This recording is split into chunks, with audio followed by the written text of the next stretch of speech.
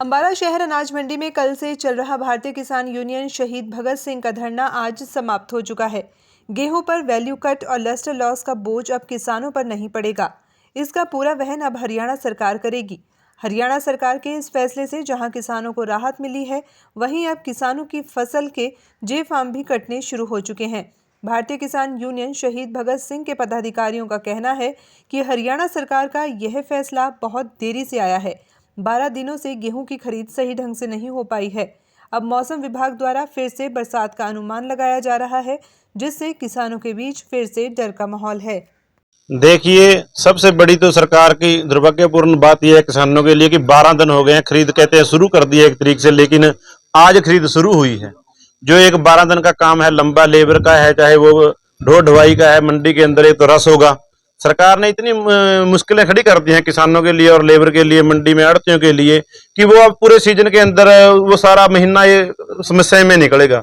ना यहाँ आने की, ना जाने की, ना बैठने की, ना फसल की भराई की, ना उठाई की, सारी समस्याएं क्रिएट कर दी हैं सरकार ने। और अब जो मसला था, इन्होंने 37 रुपये काट वाला था, वो कर दिया सरकार ने कि हम तो यहाँ पर जो फसलें खराब हो गई हैं, दाना ये काट है, उसमें 37 रुपये तक का प्रावधान रख लिया, 37 रुपये तक हम काट लगाएंगे। सेंट्रल गवर्नमेंट ने फिर बयान दे दिया सरकार ने, कल वो वह हम करेंगे, उसमें कोई लिखत ही नहीं दिया। और 24-25 घंटे के बावजूद रात को 10-11 बजे उन्होंने लेटर जारी किया कि किस तरीके से पेमेंट होगी, किसानों की पेमेंट पूरी आएगी, आड़ती की पूरी आएगी, वो डीएफएससी करेगा, उसमें से जो मौके के ऊपर वहां पर नुकसान होगा वो वहीं का वहीं सरकार वहन करेगी। चलो अच्छी बात है, लेकिन ये जो 12 दिन का 1 तारीख से कागजी कार्रवाई इन्होंने कर दी थी कि हम 1 तारीख से खरीद शुरू कर लेंगे, और किसान मंडी में बैठा है, वो फसल चाहे थैलों के अंदर भरी गई, आड़ती के ऊपर पड़ गई, वो तो अगर बरसात हो जाती है, जहां से ढलाई का काम नहीं है। कहने का मतलब सरकार जानबूझकर जो काले कानून थे उनको लेकर आना चाहती है और धीरे धीरे से दूसरे रास्तों से इनको लेकर आकर मंडी को खत्म करना चाहती है। कहीं डर भय का माहौल आड़तियों के अंदर पैदा करना चाहती है, फिर किसानों के अंदर पैदा करना चाहती है, और अब जो 12 दिन का गैप है ये समस्या खड़ी हो जाएगी। ठीक है, ये काम सरकार को पहले करना चाहिए था, निर्देश जारी, जब पता है कि पूरे देश के अंदर से इनको फसल खरीदनी है, हमने किन मापदंडों के ऊपर खरीदनी है, ये पहले नहीं काम करना चाहिए था। इनको पता नहीं अभी, हाँ 7 दिन के अंदर ही सारी फसल ने आना है मंडी के अंदर, 7 दिन है, और 15 तारीख के बाद फिर बरसात का, उससे पहले बरसात रही।